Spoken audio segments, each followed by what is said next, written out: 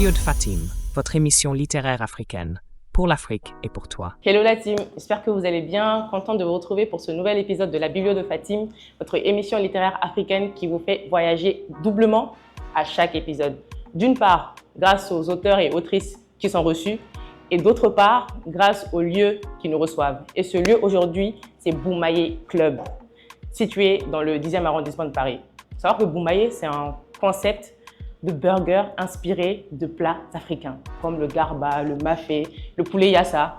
Et c'est un lieu, clairement, où la régalade est assurée. Donc, si toi, qui regardes cette vidéo, tu ne connais pas encore ce restaurant mythique, eh bien, rendez-vous à Château d'Eau pour rectifier le tir. Et il y en a une qui va vous devancer, c'est l'invité du jour, qui n'est autre que Maïuna Vigam, alias Maïuna Poésie, que vous retrouverez en ma compagnie juste après le générique. À tout de suite. Bienvenue dans la Biblio de Fatim, l'émission littéraire qui vous entraîne dans un voyage à travers les pages de la littérature africaine et afrodescendante, où les mots deviennent des ponts entre les continents et les cultures.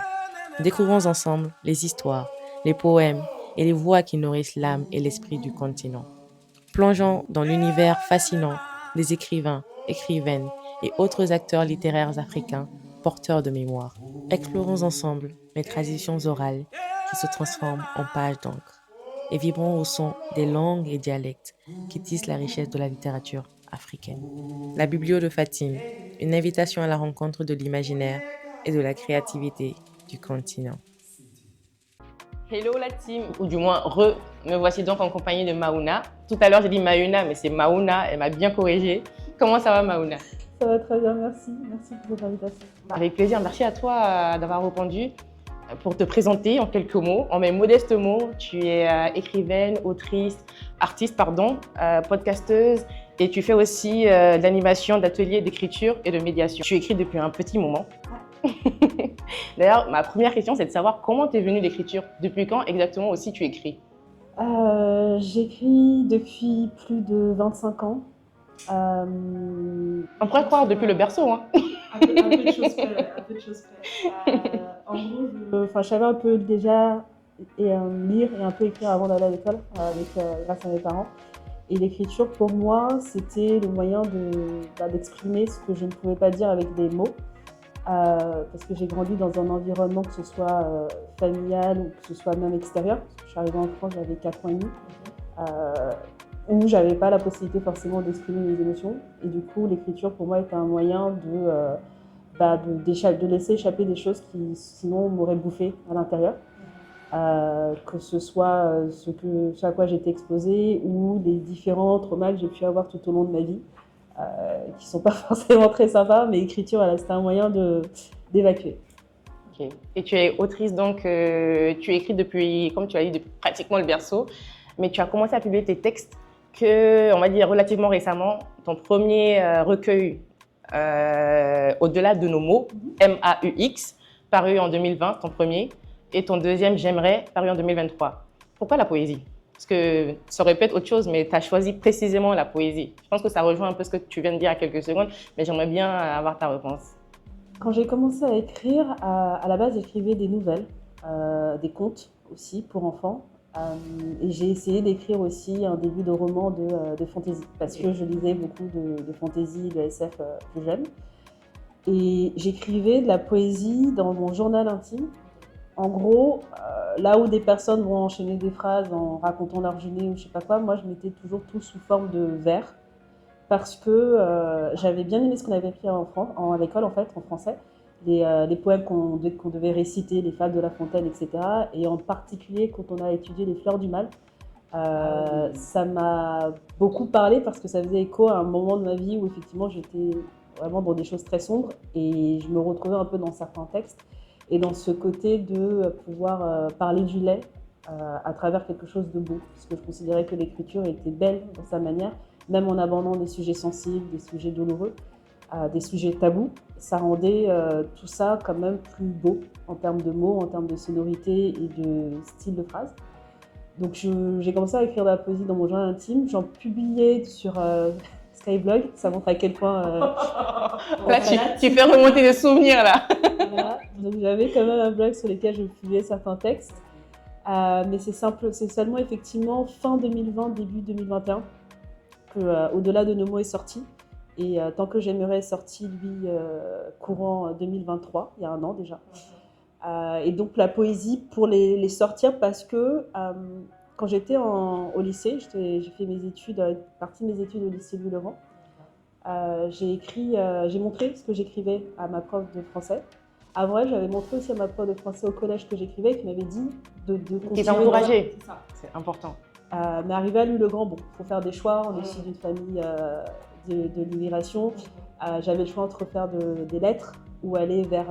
mes parents voulaient que j'aille vers la partie S. Moi, j'avais pas envie d'aller vers la partie S, même si j'avais de très bonnes notes en maths, etc.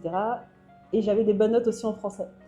Mais donc j'hésitais parce que je ne voyais pas quel métier on pouvait faire en faisant un bac L. C'est con, mais je ne voyais pas ce qu'on pouvait faire et mes parents ne voyaient pas non plus. Parce que eux, de toute façon, ils te voyaient faire une filière scientifique. C'est ça, là où on avait plus de chances de trouver un métier à responsabilité avec un salaire et pouvoir s'en sortir et, en tant qu'enfant issu de l'immigration. Donc j'ai montré ce que j'ai écrit à ma prof de français pour essayer d'avoir aussi une idée de choix à faire. Et elle m'a dit que c'était pas de la poésie ce que j'écrivais et que je ne pourrais pas être écrivaine en tant que femme noire. Ça m'a mis un petit coup en me disant que bon, j'ai deux sons de cloche.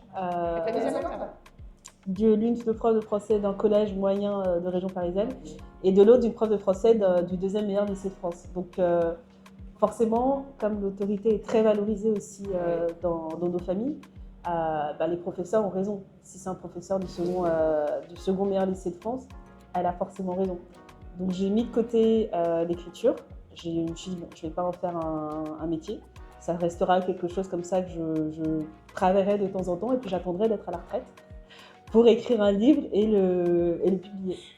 Voilà, donc j'ai mis ça de côté et la poésie est revenue parce que pendant le confinement, comme le monde s'est arrêté, en faisant une pause forcée, que la plupart des gens ont pris le temps de savoir pourquoi est-ce qu'on était là, qu'est-ce qu'on faisait dans notre vie, je me suis dit que c'était l'occasion de revenir à l'écriture et d'y revenir à travers la poésie parce que j'avais découvert entre-temps Rupi Kaur, qui est une autrice de poésie d'origine indienne qui a grandi au Canada. Et j'ai vu que ce qu'elle écrivait correspondait beaucoup à ce que moi j'écrivais. Et je me suis rendu compte que si, il y a une poésie qui existe plutôt contemporaine, qui s'affranchit justement des codes qu'on a appris à l'école, qui s'affranchit de tout cette métrique, les alexandrins, les vers, les tercets, etc. Et qui est légitime dans l'expression des émotions, des sentiments et de certains traumas et de certaines blessures. Et en découvrant cette autrice-là et en lisant d'autres, je me suis dit, ok, donc ce que j'écrivais depuis des années a sa place. Et je me suis dit, j'ai recommencé à poster sur Instagram. J'ai partagé des textes en me disant, bon, c'est le meilleur moyen aussi de savoir si ça plaît au final. C'est pas de se limiter à la vie d'une prof au lycée, mais de voir aujourd'hui qu'est-ce que ça donne. D'autant plus que Rupi Kaur a été aussi connue pour ça, pour ses posts sur Instagram. Et c'est en voyant les résultats, les commentaires, les avis, je me suis dit, bon, ok, donc ce que j'écris ne déplaît pas. C'était encourageant voilà. à continuer. Exactement. Et après, pourquoi un livre Parce que j'ai un ami d'enfance, c'est la première personne avec qui j'ai fait lire mes textes quand j'avais 10-11 ans, qui travaille dans les milieux de l'édition numérique et de l'édition un peu au global et qui m'a dit fais un livre, moi je vais t'aider à l'assembler, à en faire que ce soit réglementé aussi, que ça respecte les lois, etc. Parce qu'il y a tout un univers autour de l'auto-édition. De codes, de normes, oui. Comme ça, en se disant tiens, j'ai fait un livre et puis on le balance, sauf si on veut le limiter à la famille, ça il n'y a pas de souci. Mais si on est dans l'objectif effectivement de le vendre, il y a certaines règles à respecter. Donc il m'a aidé à faire ça et je me suis dit, c'était octobre 2020, que j'allais sortir un livre, là, pour les fêtes de la même année, donc pour décembre 2020. Et il est sorti effectivement fin décembre 2020. J'ai fait les livres, monté le site, etc. Et c'était de la poésie parce que c'est ce que j'étais en train de poster depuis mai 2020. Et que ça me semblait plus simple, plus rapide, plus facile aussi que de me lancer dans un roman complet. Et que au final, c'est ce que je faisais depuis des années. Donc ça marchait bien comme ça. D'ailleurs, en restant sur ça, là, ton premier livre, je l'ai dit, Au-delà de nos mots, pardon, et ton deuxième, j'aimerais, est-ce que tu peux nous en dire plus de quoi parle Au-delà de nos mots pour commencer? Le premier, donc Au-delà de nos mots, comme justement, je me suis dit, ok, je ne sais pas si cette histoire de livre, derrière, j'en sortirai d'autres ou pas, je ne sais pas si ça va fonctionner. Admettons que ce soit l'unique que je sorte. On est en plein confinement, on sort d'une année compliquée. Quel est le message que j'ai envie de transmettre? Et ce recueil regroupe à la fois des textes que j'ai écrits entre mai 2020 et décembre 2020, d'autres que j'avais écrits plusieurs années avant, mais que j'ai retravaillé, d'autres que j'ai écrits une semaine avant de compléter le livre, parce que j'avais encore des choses à dire. Et c'est un peu ce qui me représente, au sens où j'ai toujours été partagée entre une voix qui me dit que ça va aller, qu'on peut s'en sortir, que je peux m'en sortir, et une autre qui me dit non, ça ne fonctionnera pas, on ne s'en sortira pas, la vie entre guillemets ne vaut pas la peine d'être vécue. Qui est aussi ces deux voix qui sont toujours en conversation constante dans ma tête. Et je voulais montrer à travers ce livre que c'est OK d'avoir toujours ce dialogue intérieur qu'on a continuellement, que les deux voix sont indispensables, que faire taire la voix plus sombre, c'est au final se mentir, c'est garder quelque chose qui finira tôt ou tard par exploser. Et ça nous empêche aussi de nous exposer à nos failles pour pouvoir justement les guérir et apprendre de tout ça pour cette voie plus lumineuse et aussi sa légitimité et puis s'épanouir. Donc c'est de ça que parle ce recueil-là, à travers différentes thématiques, l'amour, la résilience, l'histoire. Donc il faut s'accepter en fait. C'est ça. C'est de s'accepter comme on est, parce que ça aborde aussi un peu la notion de diversité, la notion de deuil aussi, de difficulté à accepter ce dans son corps, de difficulté à accepter ce qu'on est par rapport au regard des autres, et d'accepter l'amour pour soi et l'amour que les autres aussi nous donnent. Donc à travers le dialogue un peu de ces deux voix, je voulais partager ce témoignage en me disant, voilà, si demain c'est le seul livre que j'ai envie d'écrire, j'ai envie que les gens se disent que c'est OK d'être ce qu'ils sont et qu'ils ne sont pas seuls dans leur solitude. Ah oui, il y avait un grand message derrière. J'espère.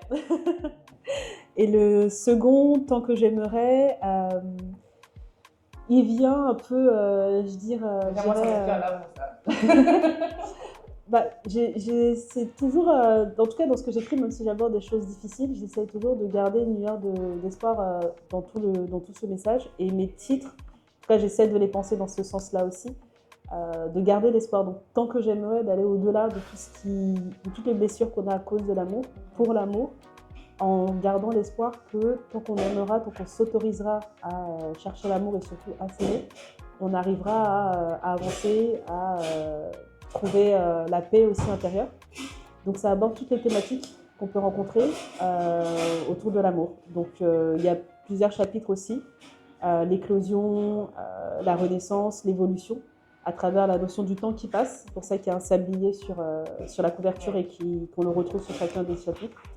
Toutes les phases de l'amour, depuis d'abord l'amour qui détruit, l'amour qui nous pousse à être exposés à des violences physiques et verbales, l'amour qui ensuite nous permet de nous ancrer, de mieux nous connaître, l'amour ensuite qui parfois nous fait passer par des recherches d'expériences amoureuses qui n'en sont pas, mais qui nous permettent aussi de grandir, pour finalement aller vers l'amour de soi, qui à mon sens est indispensable, pour ensuite rencontrer l'amour avec l'autre. Donc c'est comme ça que je l'ai pensé. Amour, amour, amour, amour, j'adore. Mais du coup, tu as le premier, donc 2020, 2023. Est-ce que ça prend du temps combien de temps ça t'a pris clairement pour écrire ton premier et ton deuxième? Est-ce que ça prend du temps? Le premier, il m'a pris un mois. Excuse-nous. Tu sais qu'elle me dit un mois. Non, en fait, début octobre, je me suis dit, je vais sortir un livre pour les fêtes de Noël. Donc, ça me laissait 2 mois. Ça me laissait 2 mois. C'est déjà la deadline. Il est sorti le 10 décembre. Et j'ai dû me dire mi-octobre, quelque chose comme ça, que j'allais sortir un livre. Ou fin octobre, je ne sais plus. En tout cas, quelque chose par là. Donc, il fallait faire le site internet. Je me suis mis beaucoup trop de pression. Parce que je suis quelqu'un comme ça. Je ne me voyais pas juste sortir un livre et qu'il soit disponible sur différentes plateformes. Je voulais qu'il soit disponible sur mon site, je voulais qu'il soit disponible sur Amazon, je voulais avoir un site internet, je voulais avoir un logo, je voulais avoir une identité visuelle, enfin plein de choses qu'aujourd'hui, dont on peut se passer quand on se lance en auto-édition. On peut se faire accompagner par des plateformes d'auto-édition sans avoir un site internet par exemple. On peut très bien aussi sortir un livre sans dépenser quasiment 1 centime si on fait tout par nous-mêmes, par exemple aussi. Donc celui-là, le premier, m'a pris 1 mois parce qu'il y avait une partie de texte en fait qui venait de ceux que j'avais postés depuis le mai Une autre partie de texte qui venait de choses que j'avais postées plusieurs années auparavant mais que j'ai retravaillé. Et une autre partie, un tiers, que j'ai écrit en une semaine parce qu'il manquait des choses pour aller dans le message que j'avais envie de porter avec ce livre. Je me suis fait accompagner par des illustrateurs, 4 femmes et un homme aussi qui ont accepté de travailler sur ce projet-là. Et ça m'a pris un mois parce qu'on était confinés, parce que et j'avais le temps aussi pour faire ça. Le second, Tant que j'aimerais, il aurait dû me prendre beaucoup moins de temps, au sens où pareil, il y avait un tiers qui était des textes que j'avais écrits précédemment, un tiers qui venait de ce que j'avais posté sur Instagram, et un autre tiers qui, pareil, j'ai écrit pour ce recueil-là. Mais simplement, entre le moment où je l'ai commencé, j'étais en couple, donc c'était plus facile d'écrire un livre qui parle d'amour. À un moment, je ne l'ai plus été, donc j'avais plus envie de continuer à écrire. Ça fait sens, ça fait sens. Et surtout, j'ai voulu... La forme qu'on a aujourd'hui dans ce recueil, ce n'est pas celle que j'avais au début. Au départ, on était sur un mélange d'un récit, d'une nouvelle de 2 personnes, d'un homme et d'une femme, avec de la poésie qui venait aérer un peu cette histoire. Et finalement, je n'ai pas voulu porter cette forme-là parce qu'elle était trop complexe. J'ai fait lire à des bêta-lectrices et je n'arrivais pas à retranscrire le message que j'avais envie de retranscrire avec cette forme-là. Donc je suis affranchie de cette forme-là, j'ai dû retravailler tout le texte et surtout, entre-temps, j'ai dû prendre un CDI. Parce que pendant l'année 2021, je me suis accordé ce temps pour aller au bout de l'auto-édition, donc de mettre mon livre en librairie, d'aller participer à des événements, de participer à des séances de dédicaces, d'aller porter un peu ce message. Mais au bout d'un moment, la vie d'artiste, je ne vivais pas de cet ouvrage-là. Il faut savoir qu'en auto-édition, il faut minimum 3 ans avant d'espérer vivre de ça, et c'est sous réserve de publier minimum 4 livres par an. Et je parle là des romans, je ne parle pas de la poésie. Je parle en plus de romans, sur des romances ou sur des thématiques bien précises qui sont... Il y a des règles bien strictes, effectivement. Et c'est ça que je ne savais pas à l'époque, quand je me suis lancée dedans. J'avais pas suivi de formation, j'avais cherché quelques petits trucs sur Internet, mais bref, j'avais pris l'année 2021 pour aller au bout de ça. Mais à la fin de l'année 2021, il a fallu reprendre le chemin du salariat. La partie freelance et vie d'artiste ne suffisait pas en tout cas, à payer les factures. Voilà, donc j'ai repris un CDI et forcément, sur toute l'année 2022, on n'a plus le même temps. Parce que même si c'est censé être un 39 heures, c'était plutôt un 50 heures. Oui, parce que les activités prennent... Quand tu reprends les activités, forcément, tu as moins de temps. C'est ça. Donc toute l'année 2022 a un peu plombé le temps que j'avais aussi pour ce recueil-là. Et puis il fallait continuer aussi à animer le premier. Il fallait continuer à animer mon podcast, il fallait continuer à animer ma newsletter, mon compte Instagram, toutes ces choses-là. Que je n'avais pas forcément quand j'ai lancé le premier. Quand je suis lancée au-delà de Nemo, j'avais juste un compte Instagram. Et par la suite, c'est ce que je disais tout à l'heure, j'ai voulu faire les choses trop vite, trop fort. Donc sortir un podcast, sortir plein de choses. Et tout ça, ça prend du temps. Voilà. Donc le deuxième, en réalité, le deuxième, il m'a pris 1 an, un peu plus d'1 an et demi à sortir entre donc, toutes ces raisons-là. Et j'ai aussi voulu illustrer moi-même le second. Donc j'ai aussi dû un peu apprendre à dessiner, ce que je ne savais pas faire pour le premier. J'avais essayé, c'était laid. Donc j'ai appris à dessiner pour le... Elle a dit c'était laid. J'adore. On va pas se mentir. Non, tu es honnête avec toi-même. Donc. Non, parce que oui, on sait que l'art est peut-être abstrait. Certains dessins, par exemple, de Rupi Kaur, dont je parlais tout à l'heure, sont très abstraits. En quelques coups de crayon, on reconnaît un visage, on reconnaît une forme, un corps de femme, un corps d'homme, etc. Mais même moi, en voulant faire des choses abstraites, faut apprendre à connaître ses limites. C'est pour ça que tu as délégué la tâche à, on va dire, des gens qui dessinent vraiment par métier comme métier, on va dire. Exactement. La première fois, ça, je les ai laissés faire. Et là, pour le second, j'ai appris et j'ai dessiné une 40aine d'illustrations en 10 jours. En 10 jours, ouais, parce que jusqu'au dernier moment, je n'étais pas sûre de le faire moi. Je pensais laisser faire d'autres personnes. Après, je me suis dit non, j'ai envie cette fois-ci d'aller au bout de l'exercice, de voir ce que ça fait aussi de trouver un texte, un dessin pour accompagner un texte. Et du coup, le deuxième, j'ai dessiné aussi toute seule. Légitimement, c'est normal que ça ait pris plus de temps qu'au-delà de nos mots, parce que tu as tout fait toi-même, clairement. Là, c'est de A à Z, c'est toi. C'est vrai que même sur le deuxième, même sur la conception, l'assemblage du livre, c'est moi aussi qui l'ai fait, alors que le premier, c'était mon ami qui l'avait fait. Sur le second, j'ai dû me former effectivement aussi sur InDesign, sur Adobe, sur pas mal de logiciels pour pouvoir faire les choses moi-même. Même au niveau de mon site internet, pareil, c'était lui qui l'avait fait au tout début dans sa forme brute. Après, il y a un monde entre la première version et la version qui existe aujourd'hui, et j'ai dû aussi me former sur ça, retravailler, etc. Donc ouais, quand j'y repense, effectivement, ceci explique cela. Eh ben, c'est tout à ton honneur, de toute façon. Je pense que c'est une forme de réussite pour un auteur ou un écrivain de publier son livre déjà. Et quand tu fais une rétrospection sur tout le process, tu es encore plus fier quand tout vient de toi, quoi. C'est ça. Donc ça, c'est génial. Mais d'ailleurs, comment tu gères le processus d'inspiration? Comment te vient l'inspiration? Parce que tu as dit, par exemple, pour l'écriture de ton premier, tu as eu des textes que tu as écrits en une semaine. C'est quoi, ça a fusé? Comment tu gères l'inspiration? Comment elle te vient? Comment tu la cherches si elle ne te vient pas? J'ai plusieurs outils. Ça va dépendre en fait. Là, par exemple, j'ai un autre projet de recueil que j'ai en tête depuis plusieurs mois. Mais en même temps, j'ai un roman. On va pas mélanger les sujets, mais voilà. Donc, en gros, quand j'ai une idée de thème de ce que je vais aborder, je vais définir les thématiques dont je veux parler dans cet ouvrage. Et pour chaque thématique, je vais en les subdiviser en autres sous-thématiques et me dire qu'est-ce qui me vient quand je pense à ce mot-là, qu'est-ce que ça m'inspire.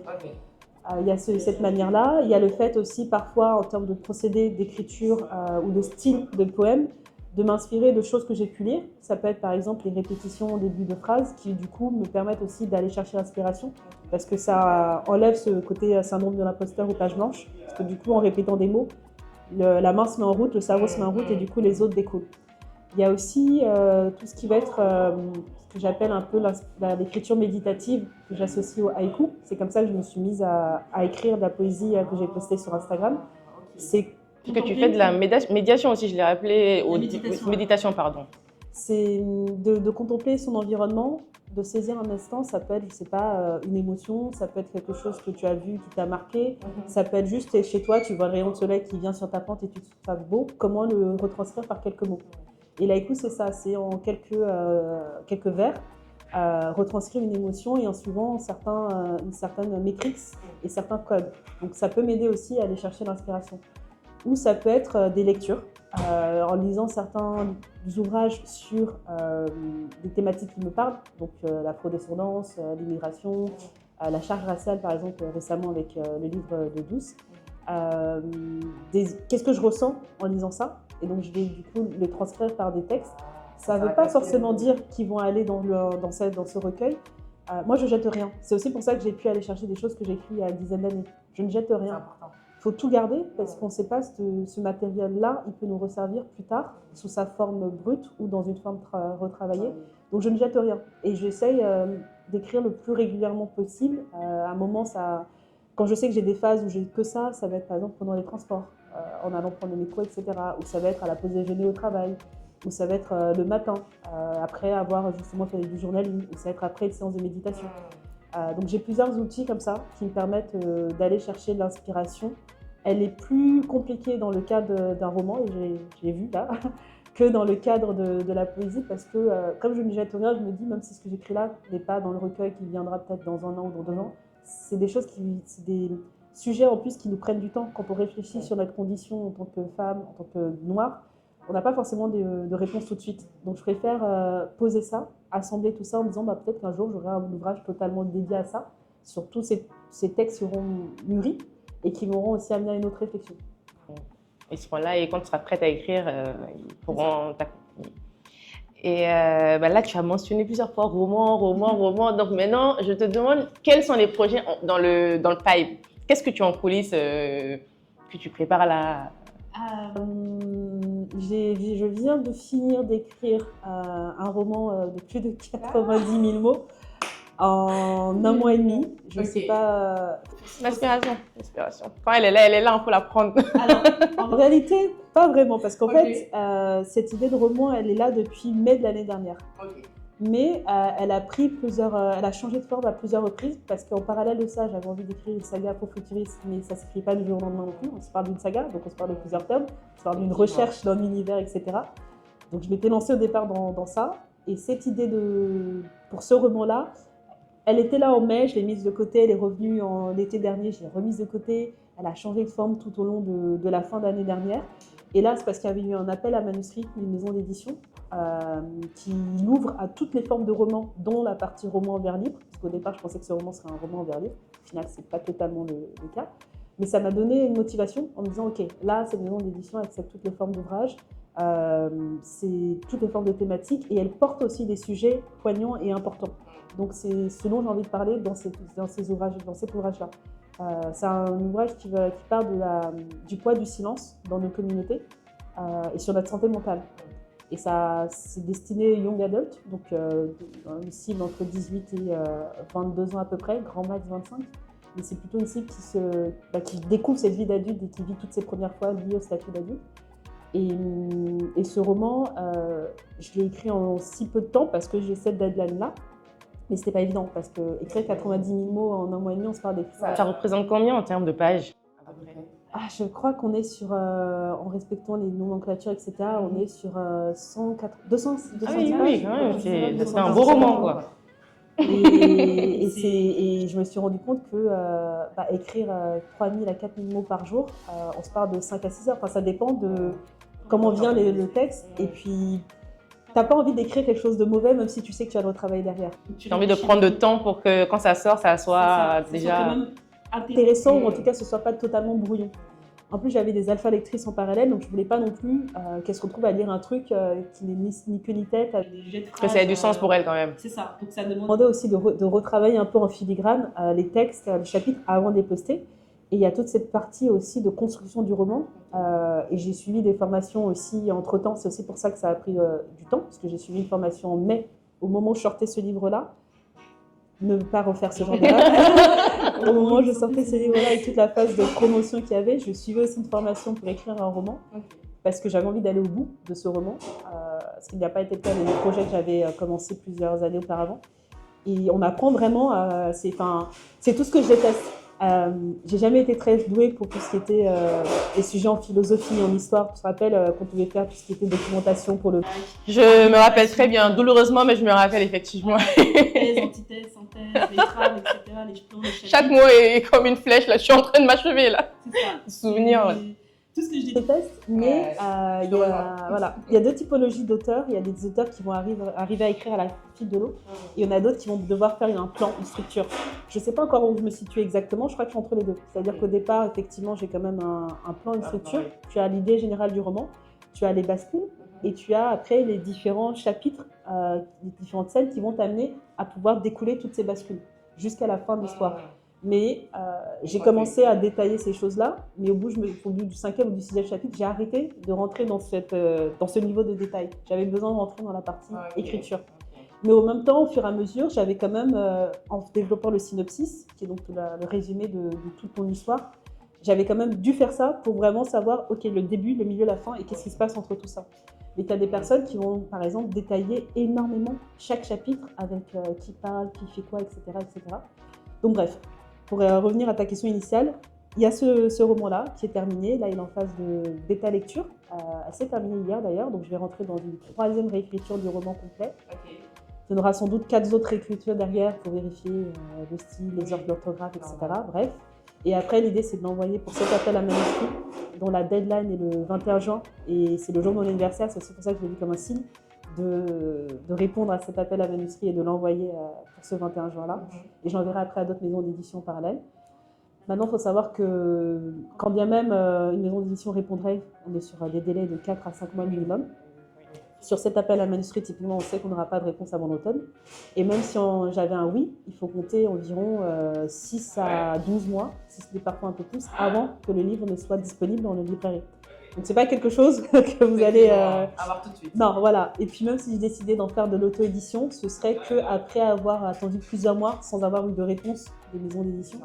Et je ne sais pas aujourd'hui si je le lancerai en auto-édition parce que c'est un gros bébé. C'est un gros bébé. Tu as envie que ça passe idéalement par une maison d'édition. Voilà. Donc, il y a ce projet-là. Et puis, en parallèle de celui-là, il y a un recueil de poésie, mais sous forme de roman vers libre, je pense. Ce sera, pour le coup, pour de vrai, cette fois-ci. Qui sera un peu un recueil de messages, de textes à l'enfant que je n'aurai peut-être jamais. Voilà. Donc, il y a ces deux sujets-là dans le pipe. De toute façon, rien qu'à t'écouter parler, ça se voit à quel point tu es passionnée, tu es inspirante, clairement. Et d'ailleurs, pour en inspirer plus d'un, tu l'as déjà certainement fait, hein, mais si tu pouvais inspirer encore plus en donnant un ou des conseils à de jeunes gens ou pas forcément qui souhaiteraient se lancer dans la poésie, dans l'écriture poétique, quels seraient ceux ou ces conseils-là? Je dirais déjà d'essayer de trouver, de lire de la poésie pour trouver le style de poésie qui nous parle. Parce que même en ayant discuté avec d'autres poètes, il y a encore des personnes, enfin je dis ça comme si c'était une mauvaise chose, pas du tout, mais il y a des personnes qui écrivent de la poésie comme effectivement on l'a appris à l'école et ça peut être très beau aussi. Il y a des gens qui s'affranchissent des codes, comme c'est mon cas sur la poésie contemporaine, et il y a d'autres qui vont encore plus loin en allant dans quelque chose vraiment comme dans l'art contemporain, des choses qu'on n'a jamais vues. Donc je dirais déjà d'essayer de trouver ce qui nous parle en s'essayant à plusieurs choses, de ne pas se mettre de barrières sur la forme, sur la liberté, même si c'est d'écrire de la poésie sur des feuilles blanches froissées, sur des tableaux, etc. Il n'y a vraiment pas de limite quand on parle de poésie. Je dirais aussi encore une fois de ne rien jeter. Tout ce qu'on écrit, c'est précieux, ça peut nourrir d'autres choses. Et puis d'essayer peut-être de participer à des ateliers d'écriture. Moi j'en anime de temps en temps en mêlant écriture automatique et méditation. Et en fonction de ce qu'on me demande, si c'est en entreprise, en particulier, professionnel, etc., j'y associe de la poésie ou non en fonction des sujets. Donc ça peut aider aussi les personnes à se lancer dedans. Après, bon, il y a des ouvrages qui existent sur comment écrire de la poésie, hein, mais je pense que... C'est pas pareil. Non, juste pour moi, il faut se connecter à ses émotions, c'est indispensable, et se connecter au monde. Parce que tout ce qu'on voit, tout ce qu'on entend, tout ce qu'on ressent est poésie. Donc c'est une connexion en fait entre l'intérieur et l'extérieur. Et c'est comme ça que la poésie vit, c'est la rencontre des deux et ce que ça produit chez nous. Donc c'est ça que je donnerais comme conseil. Pour toi qui regardes cette vidéo, j'espère que tu as bien noté tous les conseils de Maouna. Et pour terminer cette interview, Maouna, je vais te demander, s'il te plaît, de bien vouloir nous déclamer un de tes beaux poèmes qu'on a juste hâte de découvrir. Je vais prendre celui du premier recueil et je vais prendre, je pense, je suis partagée. Je vais partir sur l'avant-dernier, dans cette idée d'espoir. Je pense que c'est. Le titre mes poèmes n'ont pas de titre. Ok. Aucun. Ça particularité, ça te touche. Ça et le fait qu'il n'y ait pas très peu de ponctuation aussi dans mes textes, parce que j'ai trop peur de mettre des titres. Oui, il y a peut-être une forme d'appréhension que ça soit limité à un titre, quoi. Un titre définit ton texte. Il y a ça, il y a aussi le fait que inconsciemment ou involontairement, souvent mes textes, on peut les prendre à n'importe quel moment, mais en les lisant du début à la fin, il y a comme une histoire aussi. Donc j'avais le sentiment que mettre des titres coupait ce côté histoire qu'on peut retrouver. Je crois que certaines personnes ont la chance de savoir exactement ce qu'elles veulent faire, où elles doivent aller, là où est leur place et ce qui les anime. C'est comme si elles étaient nées avec un plan de route et la conviction inébranlable d'être, de faire, de vivre exactement la vie qui est faite pour elles. Je ne fais pas partie de ces personnes. Plusieurs chemins s'ouvrent continuellement à moi et je crains toujours d'aller dans la mauvaise direction. Mais avec le temps, j'accepte de ne plus regarder en arrière une fois que j'ai fait mon choix. J'apprends, continuellement, à faire avec ce que la vie veut bien me donner comme pièces pour construire le puzzle de mon existence. Certaines pièces ne s'encastrent pas comme je le voudrais. Certaines arrivent à moitié faites, d'autres presque effacées. Cela me terrifie. Mais j'apprends à vivre à l'aveugle en gardant toujours les bras ouverts, de sorte que je sois prête à accueillir ma raison d'être. Si d'aventure, elle venait à frapper aux portes de mon cœur. Comme on accueille celui qu'on n'a jamais vu, mais qu'on connaît depuis toujours, avec le pardon d'avoir tant tardé et la reconnaissance de nous avoir retrouvés. Toute une vie passée à m'attendre. Ah, merci pour ce beau poème. Avec plaisir, merci à toi. Merci. Bon, c'est sur ces belles paroles qu'on va terminer cette interview. Merci beaucoup Maouna d'avoir répondu présente, d'être venue parler de ce que tu fais, de ta passion, de ce qui t'anime, d'avoir partagé ça avec nous. Juste merci toi. Merci à toi pour cette invitation, c'était chouette. Super. Et merci à vous qui nous suivez et je vous dis à bientôt pour le prochain épisode.